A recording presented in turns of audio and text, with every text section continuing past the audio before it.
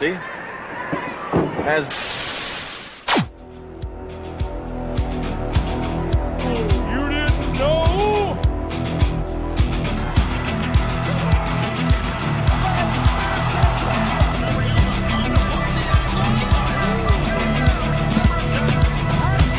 You can say we are the in crowd.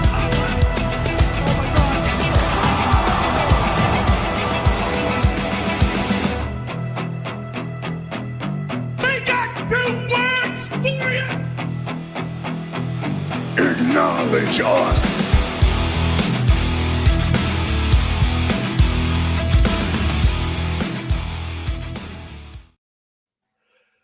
Oh, ladies and gentlemen, boys and girls, children of all ages, Stadium Rant proudly presents to you the most electrifying wrestling show in the world. We're 2/3 of your hosts. I'm the Big Show, Shake and Bake. That's the Professor. Well, sorry, that's the Professor, Nicholas Mullick. We're the Ringside Boys. This is Ringside Rant. Bernard, we haven't heard from him. I hope everything's okay. I'm sure he's just running late doing what he usually got to do. If he's okay, everything's good, he'll just join us as normal, whatever. But before we get into any of it, Nicholas, Professor, how we doing, brother? Bro, it's been, first off, I hope your Christmas was well, or holidays, whatever you celebrate here. It was good. Went pretty well with me. Unfortunately, we got some bad news today. We lost from the NWA. Jack Stain passed away today. I was on my phone like an hour ago. He was just on NWA Power. Wow. And I took a look on my phone and I found out he died. I'm like, you're kidding me right now? That's tough, yeah. Yeah, it's terrible. Terrible. So my thoughts go out to the NWA. My thoughts go out to that locker room. My thoughts go out to his friends and family. Just, it's terrible what I saw on my phone today. I can't believe it. I might have lost for words. As much as I keep going after the NWA, like it's terrible. They lost a brother in that locker room. It's just awful. I'm hearing from there. Yeah, it's brutal. It's JC said Bernard is late because he's delivering the painting. And that's why we respond to chat during the show, because sometimes it's just good fun. But yeah, no, it's horrible to see someone die unexpectedly. I don't know too much about him, but it's always rough to lose a member of a community that we love so much and that loves the community back. It's always rough. Yeah, I mean, I was about to mention this too. This is the 4-year anniversary where we lost John Huber, aka Brody Lee, aka Luke Harper. That devastated me. This was during the pandemic. We couldn't go out a lot and all that. When I took a look at my phone when I first heard the news, I'm like, yeah, that's all BS. And then when I found out that's from AEW's account, I'm like, devastating. And here's the most important part with Brody Lee too. He is the most important part of the beginnings of that company. He's one of the greatest what ifs in AEW history, because the way he was treated with his passing and all that, we may not have even gotten Bryan Danielson or CM Punk to even join AEW. This is a fascinating fact that I found out. The big reason why Punk came back to professional wrestling was how AEW supported the Huber family and kept whatever was going on with him a secret. And Bryan Danielson, same thing. So, and it just sucks. I often wonder what if with his career, but it sucks losing a family member just during Christmas time, and it's brutal. I know for a fact is Brody and Bray are together again, and they're creating havoc up there. Yeah, they're having a great time, whatever they're doing. And I mean, I think that you kind of hit it on the head, right? It's like losing someone during Christmas time. It's not just Christmas. Like, it's the day after Christmas. It's like that's supposed to be a day you're kind of winding down, kind of coming off that Christmas high. Like you're like, in that wonderland, still kind of maybe first day back to work for some people. Some people still on vacation. It was for me. It was my first day back to work. Yeah, it was same for me. I was back at work today, but it's important to remember the Huber family, and a lot of families may not celebrate Christmas or the day or may not feel as good the day after Christmas because, as much as it can be a day of joy and wonder for a lot of people, like, a lot of bad things do tend to happen on that date, unfortunately. And, at least you could say maybe he was able to enjoy one last Christmas. I don't know what his final days looked like, but Brody Lee's or the NWA guy? Brody Lee. Yeah, well, the thing with Brody Lee's is he's been sick since around Halloween time is when he was really sick and was at the hospital. Okay. And he crashed. Go watch Amanda Huber's podcast that Tony Schiavone did with God, what's the referee's name? The top referee in AEW. I keep forgetting her name. I'm sorry. I apologize if she's watching this. I'm gonna punish myself later if I remember your name during this. But in that podcast, it's devastating, and and the fact that, and this is why I respect Cody Rhodes too. When he got told of the news what happened, he dropped what he was doing and flew directly over to Jacksonville, flew over to the family, helped them out. Him, Peyton Royce, and Sean Spears were there with them at the end. It's terrible. I mean, it's really dark what happened, but I can't wait to see what Brody Lee Jr. will do when he's of age to wrestle, because he's going to wrestle. If you see him training, the kid's he's pretty good for his age. Some video came out of him kind of rolling around with Liv Morgan recently. Yes, and there was also I think at Brody's funeral, Adam Cole and him got into a wrestling match, if I remember correctly. Some fun. Yeah, it was cool. It was golly. I mean, I can't wait to see Brody Lee Jr. come back and hopefully make the Dark Order what it was, because the Dark Order, it never was the same the moment Brody Lee. Just devastating. Yeah, it's rest in peace, John Huber. And go back to as well on WWE's YouTube channel when they're playing John Huber's what wrestlers are saying. Bray Wyatt's broke me, because you could tell that man loved him. Well, that was this thing with Bray Wyatt, and it's something we kind of talk about with the Chris Benoit stuff, is that the Eddie Guerrero death kind of set off everything else for Chris Benoit. It was just a downward spiral from there. Not that it wasn't getting bad for him, because there were reports it was getting kind of mentally bad for him before that, but that seemed to be the straw that broke the camel's back for Benoit. Oh, there's more. And it's there's plenty more. If you go watch the Dark Side of the Ring they made on Chris Benoit, 2-parters, it's not just Eddie Guerrero's death that set this guy off. Because remember, there were domestic stuff that happened in 2000, and Nancy almost filed for divorce then. So there were early stuff that happened there, but Eddie's death broke him too. It's a contributing factor. We're never gonna know the full reason why Benoit did what he did, and I don't want to know, because screw that guy. Screw him. But it's not an excuse, but an explanation. His brain was probably as close to a piece of cement as you could get, neurologically speaking. Not that it's an excuse. He killed his son and his wife, who deserved to live. If he wanted to take his own life, that's his choice. And it would be sad, but that's his choice. But he took other people's lives, and that's where it gets really, really bad. And you want to know the worst part too? Horrible. And you're going to be crazed by that. I was going to talk about this when the Benoit anniversary hit, but I'll say this here. Benoit, after he killed his wife and son, he was still considering whether he could book a flight to go to WWE to wrestle CM Punk that night. Yeah, think about that. Was the show he was supposed to be at. Think about that. Think about if he actually showed up to the pay-per-view and wrestled after he just killed his wife and son.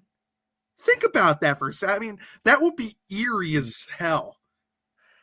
I mean, and nobody else would have known. And then we would have found out later dude, that would have been, you want to That would talk have killed the about, business right there. That would have killed the business right there. What Benoit did originally already almost killed the business, but if he actually went to that pay-per-view and wrestled, there's no chance WWE survives. that I can't even imagine what would have happened. Vince would have tried to sweep it under the rug somehow, being the manure salesman he is, was, and always will be.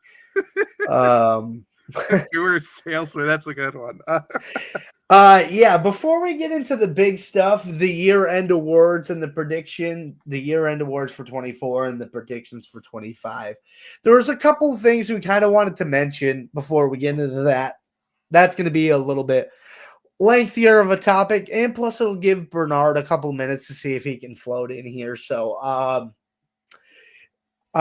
you started a topic on American Made, which I agree with. And then I have a topic that we clearly disagree on. You have jumped ship weeks or even months ago, and that's fine. But I have a little background to that. But you can start with the American Made thing.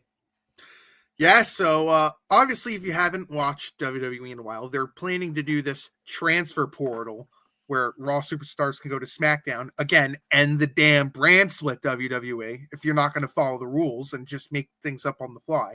Although this is better than that stupid wild card rule that Vince tried to play. I agree.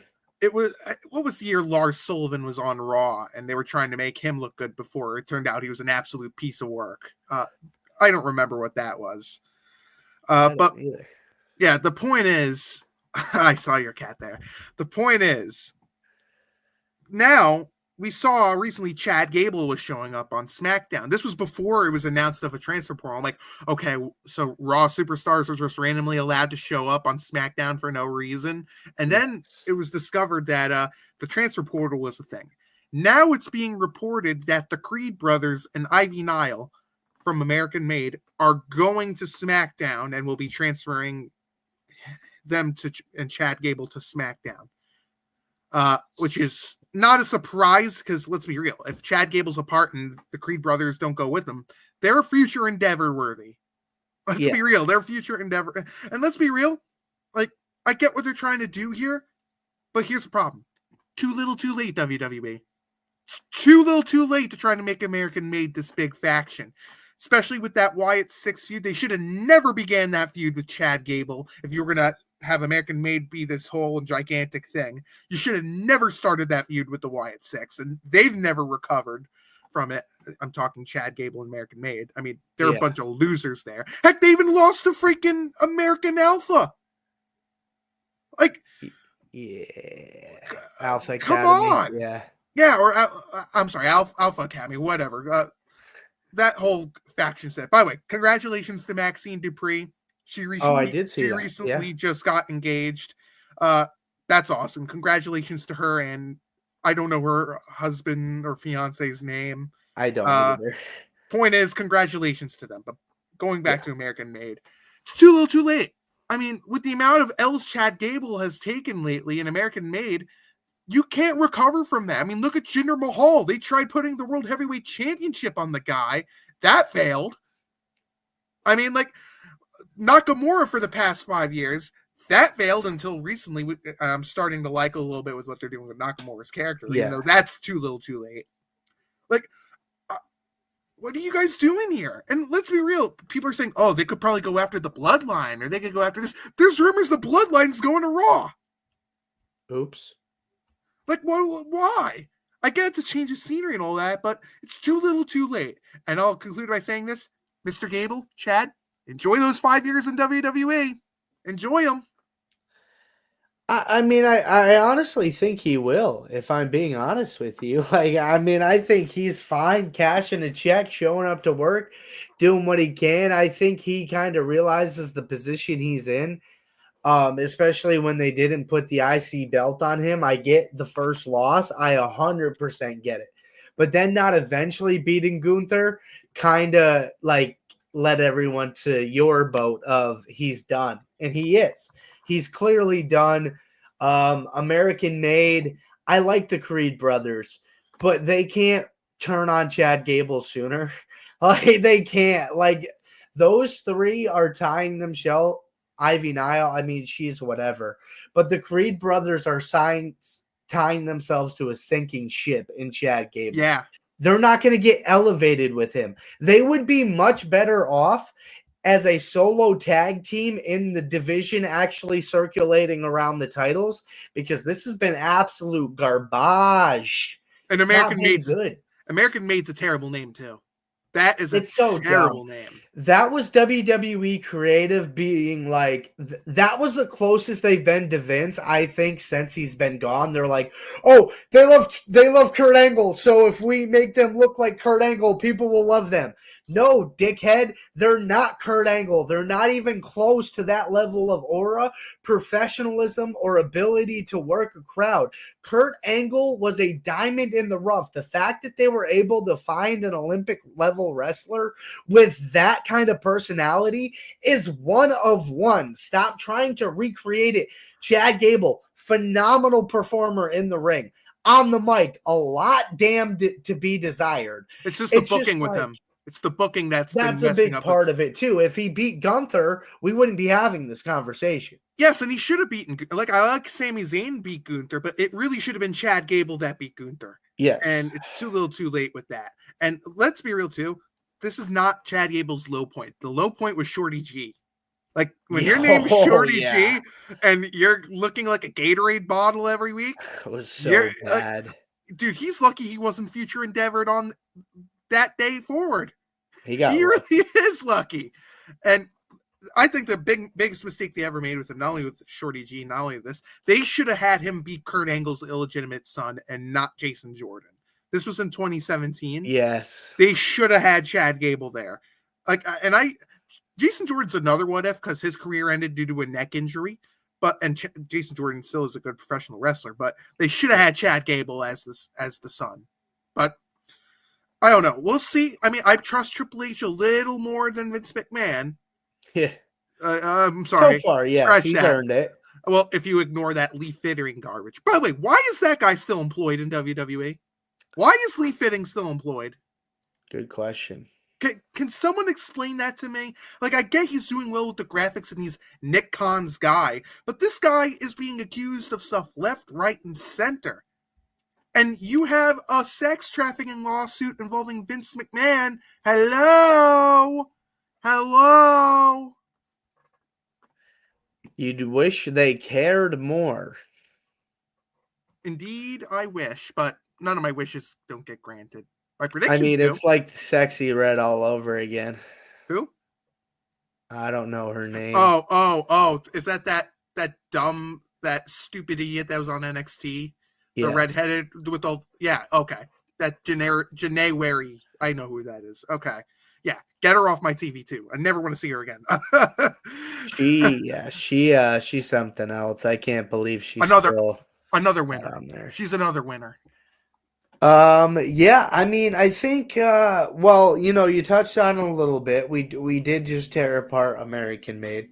So I'm going to turn it the other direction a little bit. And it's something you have mentioned you're giving up on and things like that. And I understand. I get it. I'm an internal optimist, however. And there's reasons why I'm not giving up on the Wyatt Six. I understand why people might. And maybe you're in the give up on it. If it gets better, I'll pay attention, but I'm not paying attention right now. And that's fair. And I think maybe a lot of people are in that boat. But I see potential and I see the things that can work and why I'm not giving up on it yet. I think maybe I was talking to one of my buddies who watches wrestling and he's like, maybe they're just saving them for the right moment because there's a lot going on, XYZ. I said, yeah, maybe, but people are getting kind of sick of it. And it can only take you so far. And I think Dexter Loomis's match had potential. But then what happened? It was the same BS it is every time. The Final Testament runs in, and then they break it up, and then the Wyatt Six comes through and everything like that. And there's potential there. I'm not giving up because I still see a slot for them to have success and pop off. I just think maybe now's not the time. But there's also points to look at that maybe it's not the time, and maybe it's a more of we don't actually know what to do. And that's where I think a lot of fans feel. And that's not where I'm at, but maybe that's the optimism as opposed to the reality of things. But I just see so much potential. Dexter Lumis is a star. Joe Gacy needs to probably go back to the indie scene and reinvent himself to be relevant in this company, because I don't think if this didn't work, he was actually better by himself in NXT, so he could probably do better from that. But Dexter Lumis, Eric Rowan should be a tag team. Nikki could come or go, and it could be Uncle Howdy, and that's it. I just think they tried to do too much with this Wyatt 6, and I get they wanted to honor Bray Wyatt, but I just don't think in the current form and the way they're trying to do things is working. But I see a framework for success, and that's why I'm not giving up on them yet. It's too little too late. I mean, like I said, they should have never started feuding with American Made and Chad Gable. That was just, I like the intro where they showed him being attacked, but I hated that they didn't even get American Made set up yet. If American Made was already set up and was a dominating faction, and then the White Six showed up, perfect. What they should have done was they should have debuted the White Six against Judgment Day. They had a plan to do that, but they I don't know what happened. That seems so perfect. Like, why aren't they feuding with Judgment Day now? I mean, here's the problem too that no one else is mentioning. I like Karrion Kross and Scarlett. I really do. I think they're great, and what they're doing now is awesome. Problem is, you got an anchor of the Authors of Pain who are terrible, and the Miz. Look, I like the Miz. I respect everything he's done, but he's so boring. Like I just don't care anymore, and it's gonna suck to see the Miz leave WWE soon. But like, I'm at that point where he's get off my TV at this point. So when 3 of the 5 members of your group are boring and terrible that you're feuding against, that's a problem. That's a really, really bad problem. And going to the White Six too. Dexter Lumis is the shining star of this faction. Mm-hmm. He's been really great. And I like Bo Dallas too. Those two have been really great. They really have. His match on Monday was phenomenal until it got interrupted. Really good until the ending. The ending was so disappointing. So stupid. And I think it's also so stupid. They have this guy surrounded, and yet they allow him to do the like come with, you know, like the Bray Wyatt pose. Whatever, yeah. Like, come on, guys. And here's another thing too, as well. And Nikki Cross looks great here. I don't know what they're doing with Joe Gacy. They put character work for Dexter Lumis, for Nikki Cross, for Bo Dallas, and Eric Rowan. Or did I say that right? Yeah, I did. Okay. Yeah. They did nothing for Dexter Lumis. Nope. Why? Why couldn't you get a few promos in there to build this guy up? Like, you know what's crazy though? He hasn't gotten a promo, but I think we can all agree that's the character we're most in on. And I think it's maybe because we know the least about him, so he is at this point the most intriguing. And he's the best in the ring, and he looks the coolest, in my opinion. I think he has the best look. No, Lumis. Oh, well, yeah, Lumis. I love Lumis, especially when in his independent scene with Sebastian Shaw. Yeah, I think Dexter Lumis, he looks great. He really does. And I don't think he's looked bad once in this entire thing, where I can say everybody else has. You know what? I feel Rowan, but he's just a regular big guy, and that's not hard to not fuck up. Yeah, you know what would have also been cool too, even though I don't know what they're doing with them now? Why couldn't you have them feud with The Way? You know, because Dexter Lumis was a part of The Way.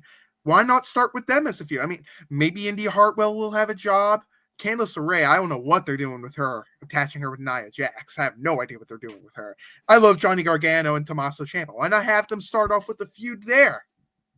That'd be nice. It's been botched from the beginning, and I'm at that point. I've given up on them. I really have. The only way to save it, have them feud with the Judgment Day.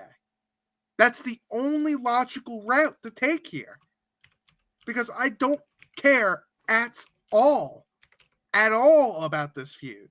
I really don't. I mean, we know that the White Six are going to go on top, and once this feud is done, Karrion Kross and Scarlett need to be on their own because AOP stinks. Miz, I'm done with him. I want them on their own because Karrion Kross and Scarlett deserve better. They've been trying so hard, but I don't know what they do from here. Yeah, I mean, the AOP, I think, really just need to go. If you want to have Paul Ellering with Karrion Kross and Scarlett, I think that would be fun. But they're not getting segments as a group. Yeah. Like, we're only seeing Karrion Kross, so it's like, what the hell is the point of everybody else? Scarlett has always been there, has always been part of it, but now she's not. And it's just kind of like, it's kind of getting to that point where the AOP are just there. Paul Ellering most of the time is just kind of there. It's just like, maybe we should just go back to Scarlett and Karrion Kross, and maybe they weren't the problem. Maybe it was the booking. Maybe if you allowed him to be more creative and booked him to win more, maybe people would hate him and care about him more like they should. But no, you book him to lose every time. Nobody cares. Yeah. And by the way, Alexa Bliss will not solve the Wyatt 6 issues. I don't like, first off, Alexa Bliss wasn't great with the Fiend Bray Wyatt stuff. I mean, she was fine, but the ending where they had Alexa Bliss, they tried transferring the Fiend's abilities to Alexa Bliss. Yeah. That's what they tried to do, because then when they released Bray, they had her take all the supernatural stuff. They tried to make Alexa Bliss into the Fiend. Like, whenever Alexa Bliss returns, if she returns, I think she will. We'll get to that later when I do my predictions. Sure. I think Alexa Bliss should Alexa Bliss should not be a part of the Wyatt 6 stuff. The 6th member should be Bray Wyatt. That's my opinion. I agree. Yeah, I mean, with this whole thing, we'll see how it plays out. I'm not quite over the Wyatt 6 yet because, like I said, I do see that potential. But I understand why people are out. I can't really blame you for it. Might as well wrap up 2024 before we get into 2025 stuff. You had some awards or, distinctions you wanted to give out. We should go category through category. You can give yours and I'll follow up with mine. Why don't you get us rolling with the 2024 Ringside Rant Year in Review Awards. All right, so let's go ahead and start with Match of the Year. I think that's perfect. I think this is a no-brainer. Cody Rhodes versus Roman Reigns at WrestleMania 41. That's a no-brainer. Yeah, 100% agree. I think not only was it a good match between those two, the interruptions, it felt like something finally rivaled WrestleMania 17 as far as like a crazy main event where I think we all kind of knew what was going to happen, but you didn't know how you were going to get there, and it was crazy ride, a lot of surprises, and I don't think WWE fans have been as surprised as they were that night, and I think that's by far and away in the history of wrestling a match that will go down in the history. That's a great call. Yeah, it will go down as one of the best WrestleMania main events of all time. It will go down as one of the greatest moments I've ever witnessed watching the pay-per-view. And I think that's also cool too, is it was like a blast from the past too. We had the return of Cena, we had Seth Rollins as a member of the Shield return, and even though I don't know how the hell Seth Rollins was able to walk to the ring and do the crazy stuff he did with the torn meniscus or whatever he suffered. He had some sort of knee injury. The Undertaker's return, which I'm shocked that apparently Triple H begged him to return. He didn't originally want to be a part of it. I think he was dead against coming back as The Undertaker, period. Because I think he just wanted to leave the character alone and just let it be what it was.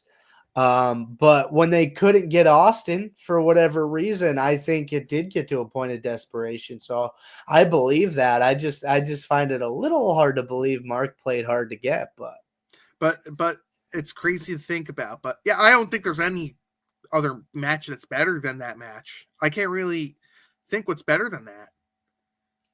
No, I mean this year, what was it? Ospreay and Danielson? That was probably the next one up. Or Swerve Strickland versus Hangman Adam Page with that hardcore match. Yeah. That was a whole load of craziness. And they did get a little bit overboard, especially with the injections and the chair shot in the head, but it was still a good match. Yeah. I don't know. I'm trying to think of other crazy matches. Like there was a Hell in a Cell, Drew McIntyre and CM Punk is That was a another good one we one. talk about. That was a good one. I think that was rated match of the year by some outlets. Yeah. My favorite NXT match, I'll throw this out there. Tony D'Angelo versus Obafemi. That was really good match. I loved it. That was very good. I liked the women's North American Championship ladder match. That was awesome. That was really fun. That was awesome. That was really fun. I'm interested to see what you believe is the best superstar of WWE. You want to start with the men's side or the women's side? Let's start with the women's side. All right, you first, because I went first with that one. Okay, yeah. I think the MVP of female wrestling in WWE is Rhea Ripley. And I think that's clear cut. I get everybody says clicks, numbers, sales, views, blah, blah, blah, blah, blah, blah, blah. Liv Morgan.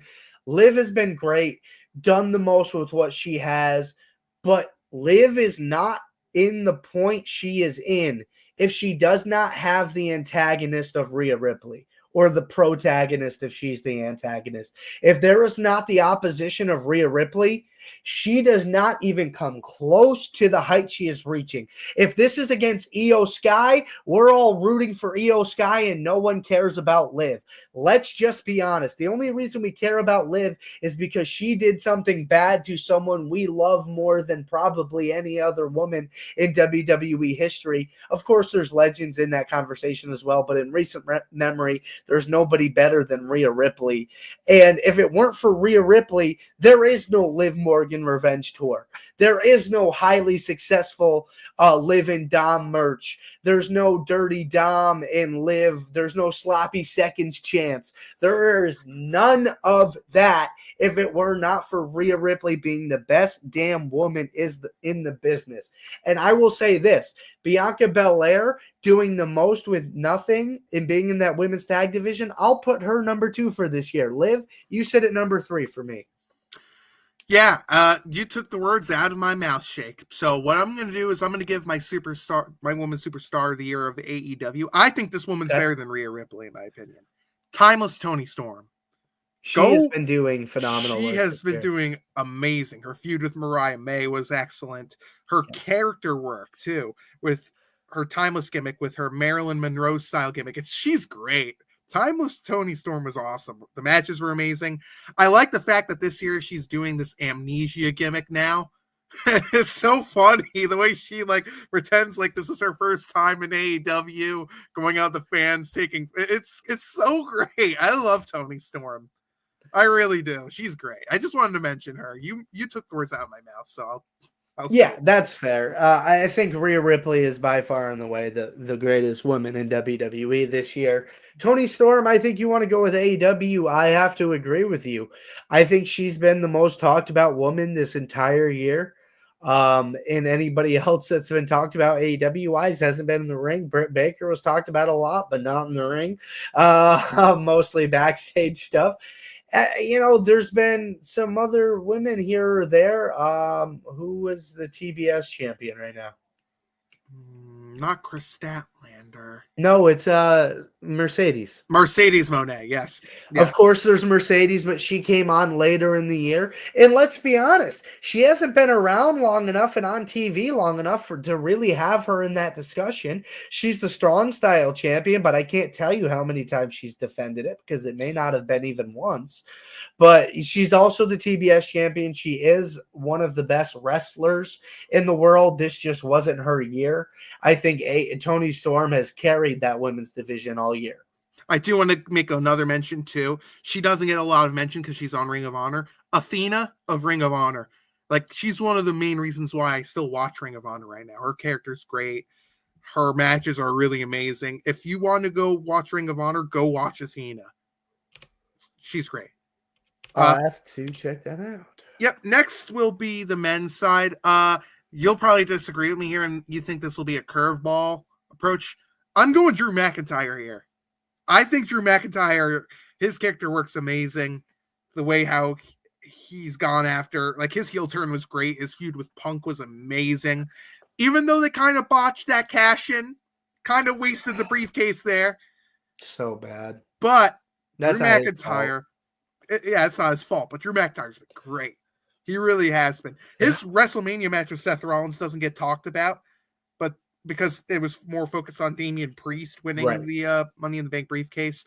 That was a great match. But it was a really great match. My second option, you probably would have went with him, was Gunther, but I still think Drew McIntyre is the best in 2025, in my opinion. And I'll tell you why I agree with you.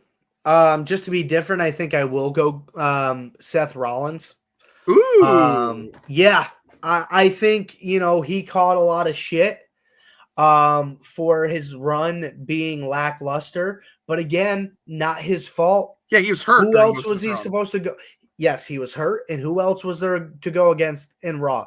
Literally nobody. There was literally nobody. He was getting anybody who wanted a shot a chance. And were the matches bad ever? No. They were mid at best, where you were just kind of like, oh, this is fine. But you watched the whole time. And he never had a bad match, even when he was injured.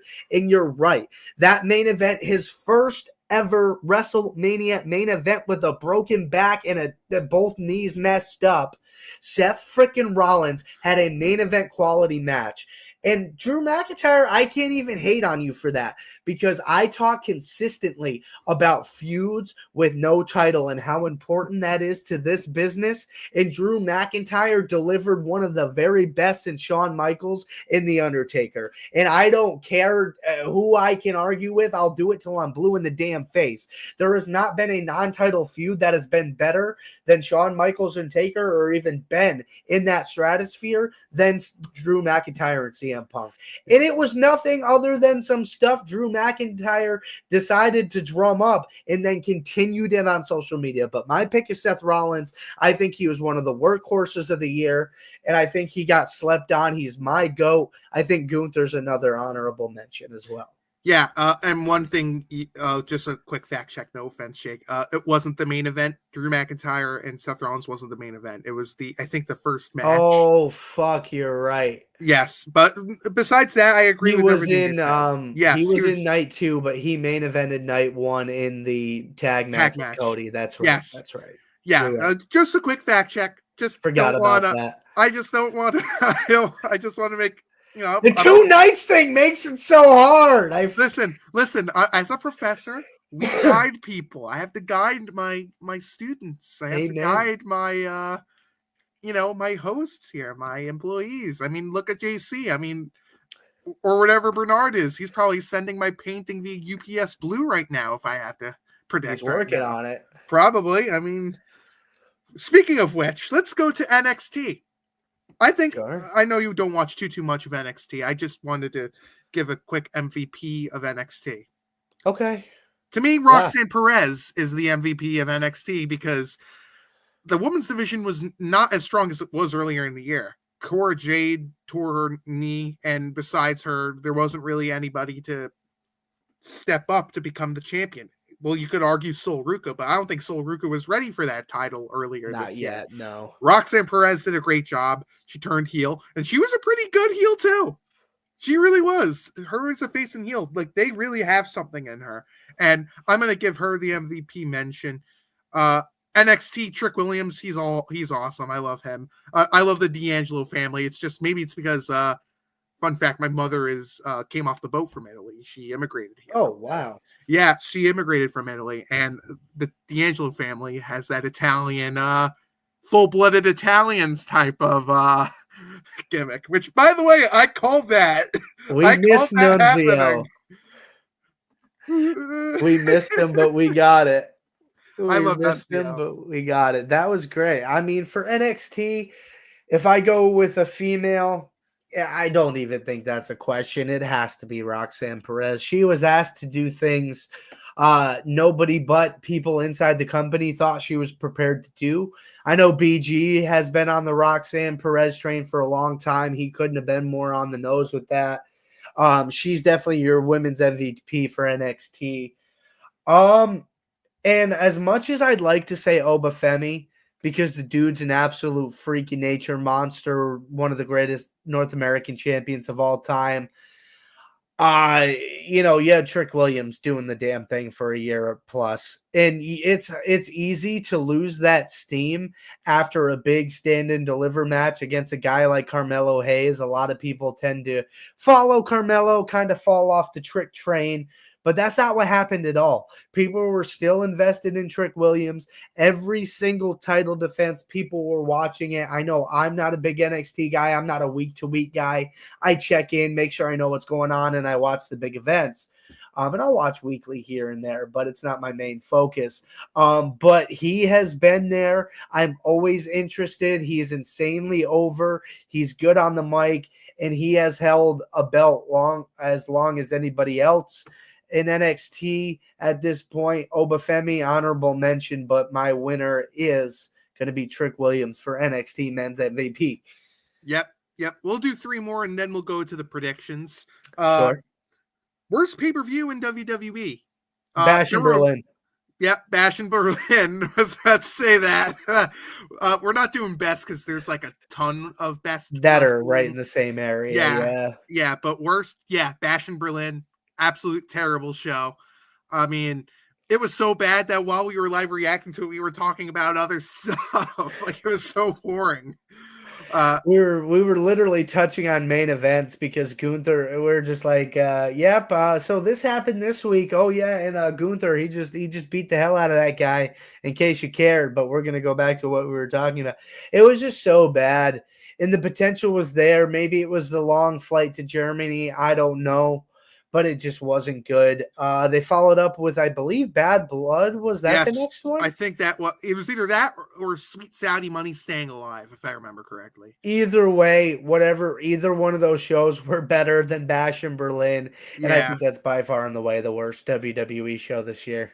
Oh, it's no question. And the final 2, we'll merge this into one. The best and worst moments in WWE or professional wrestling. Do you want to start with the worst or the best? The worst. Let's start with the worst.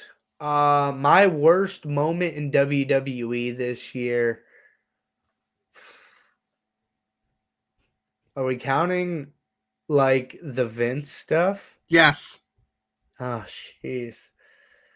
I'll go first. I'll say it right now. Yeah, go ahead. The Vince McMahon documentary. That has to go on there. And by the way, Vince, you better get your lawyers ready. That investigation ain't gonna pay you well, brother. Like, what do you want me to do? The Lee fitting stuff's going to go on there because that royally angered me too. And that dude should be fired. I don't care who's watching it. That dude needs to be fired like now, especially with all the stuff going on. The third worst moment that I believe happened would have to be, I'm trying to think this. There were a lot of Nia Jax's reign of terror as women's champion. Far too long. She needs to drop that title like a long time ago. And Tiffany Stratton coming across like a complete fool the past 4 months. I'm going to group those 2 together, but those are my 3 worst moments of WWE. And the death of Sid Udy. That made me so upset.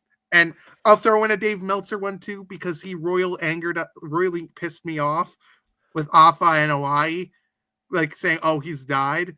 Meanwhile, he was still fighting for his life, and he died the next day. Like, come on, Dave. Like, I respect you, but come on. To me, that might be the worst moment in WWE this year, because Vince, that stuff we expected. It didn't, while it's some of the details were certainly shocking, nobody was surprised for this truth to come out. It was just a when, not if.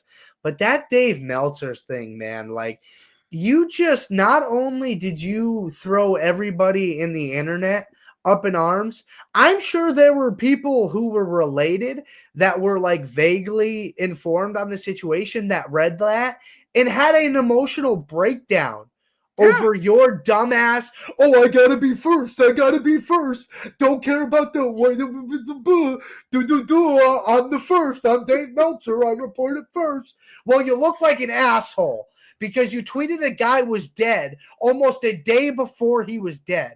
And I understand the rush. We're in the media now. We all want to be the first to report stuff and say things.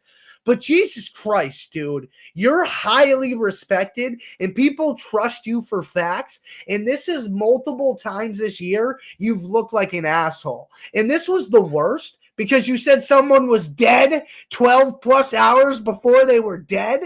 But I mean, Jesus Christ, Dave, this was unexpected out of you. That was horribly mishandled.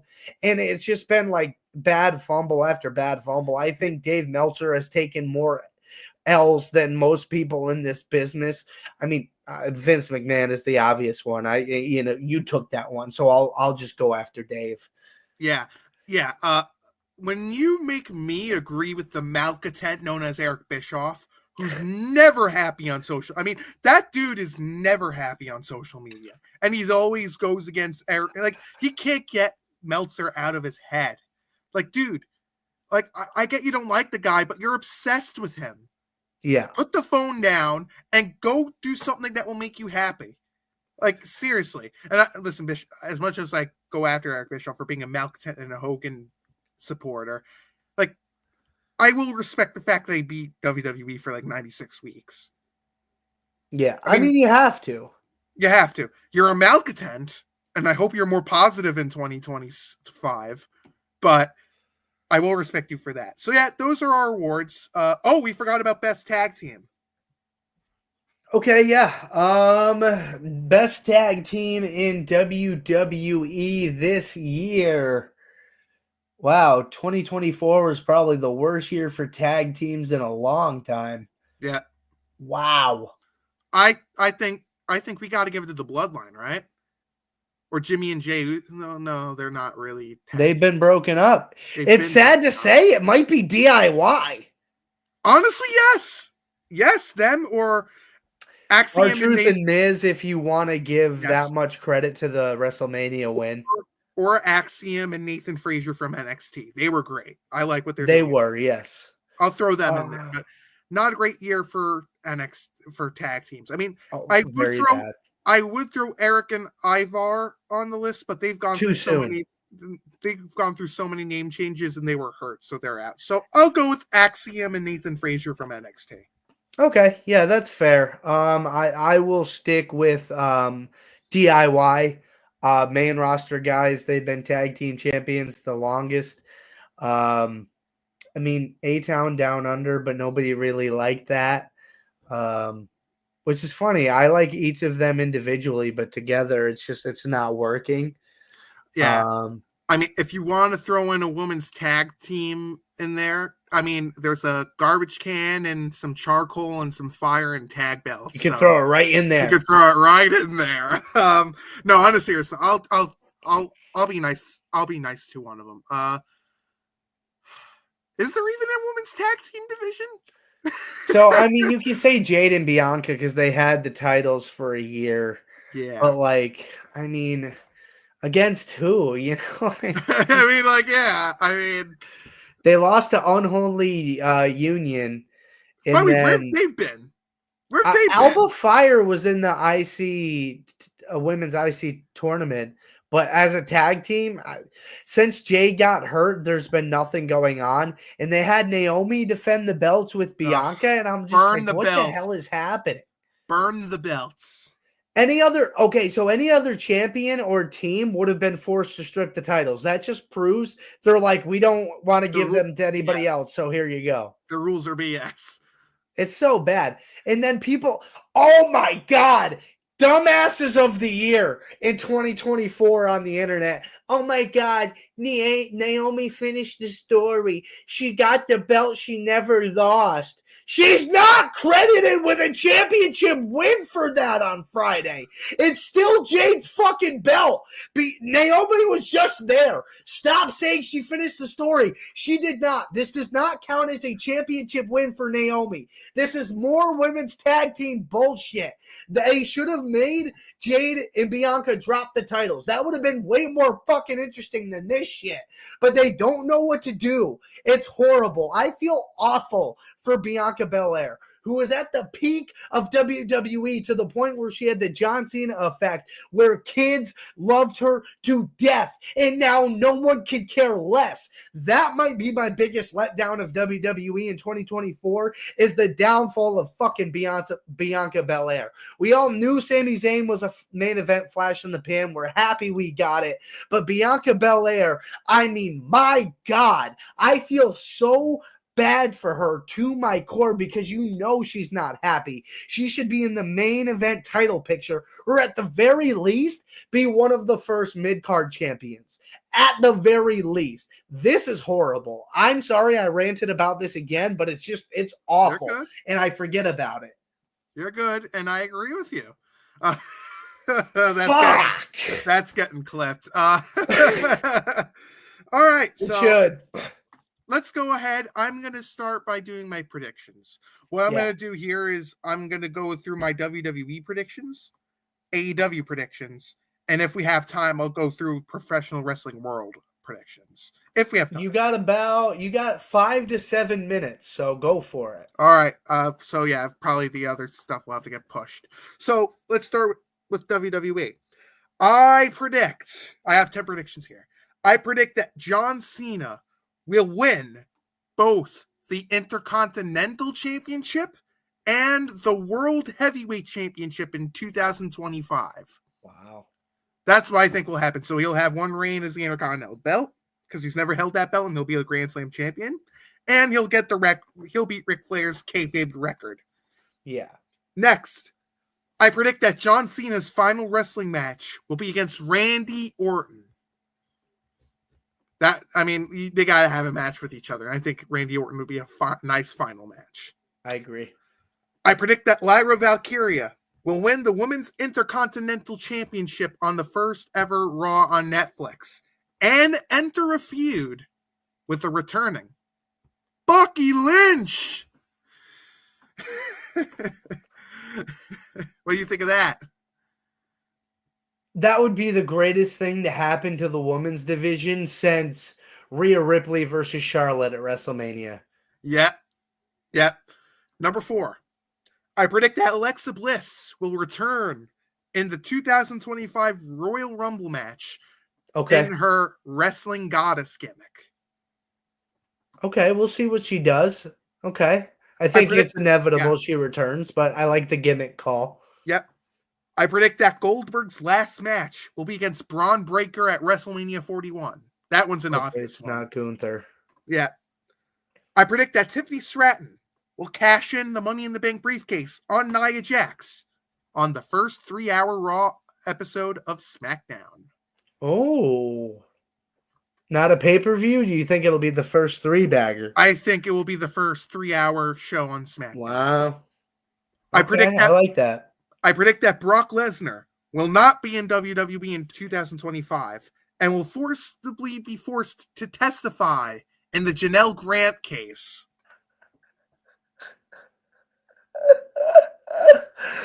Oh, shit, Chad. He didn't have to go there, but boy, did he. And I couldn't love it more. Oh, man, that was great. I mean, he with all the text that's involved here, he's gonna have to get immunity. I mean, he just had I don't even know if he'll be allowed on TV ever again, but not until this case is over. Definitely at the soonest, yeah. I think he's gonna only testify just to get immunity, just like what Hulk Hogan did during the steroid trial. That's what I think is gonna happen. Next, I predict that Obafemi, Roxanne Perez, Trick Williams, the D'Angelo family, and Andre Chase will be promoted to the main roster in 2025.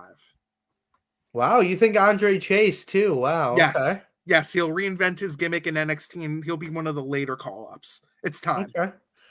And my last WWE prediction before we go to AEW, because we still have time. I predict that Jordan Grace will be revealed as the person that attacked Jade Cargill. That'd be cool. Those are my 10 WWE predictions. So let me pull up my AEW predictions. We're not going to have enough time for all of pro wrestling. We'll do that in the next episode. Yeah, that's fine. AEW. I predict that Ricochet will turn heel in 2025 and win the TNT Championship from Daniel Garcia. That'd be cool. I predict the Hurt Syndicate will be recruiting some new people. And one person, Powerhouse Hobbs. That'd be dirty. I predict that Hiroshi Tanahashi will wrestle Adam Edge Copeland at Forbidden Door in August 2025. Dream match. I've always wanted to see Edge versus Hiroshi Tanahashi. Damn. I predict that Hook and Ricky Starks will leave AEW and join WWE in 2025.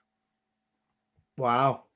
I predict that Kenny Omega will return to AEW and feud with Kazuchika Okada and have a match at their All In pay-per-view this year. Wow.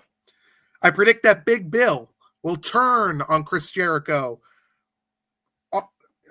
and win the Ring of Honor Championship from him. Big Bill is Big Cass, right? Yes. Okay. I predict that the Acclaimed will break up in 2025, with Max Caster going heel on Anthony Bowens. It's time for that tag team to break up. It's time. I predict that Timeless Toni Storm will dethrone Mariah May at Grand Slam Australia. I mean, she's Australian. You have to have her win that title back on that pay-per-view. Oh, yeah. I predict that Darby Allin will win the AEW Championship in 2025. I think that at the 1 year anniversary of when Sting retired, but we'll never know if that will be for sure because he's going to take time off to go climb Mount Everest soon. And final, and this will probably surprise you, and not a lot of people are predicting this, but I think it will. I predict that Sting's son, Steve Borden Jr., will debut in All Elite Wrestling in late 2025. Many people are forgetting Sting's son is getting trained in AEW. I think, wow. Yeah, because when he retired, Sting's son, Steve, said he wants to try to go for pro wrestling. I think he will get trained, and we'll see him at AEW in late 2025. So, those are my WWE predictions. Those are my AEW predictions. I'll go all of pro wrestling later on. If you want further detail of each of those predictions, I'm creating an article. It will be on Stadium Rant, probably in around, probably closer to the end of the year.